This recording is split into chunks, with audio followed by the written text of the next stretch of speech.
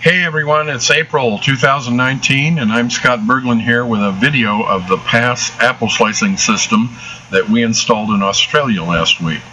This basic system cores and slices an apple into a reservoir and spins off the excess antioxidant solution, creating fresh sliced apple wedges ready for packaging.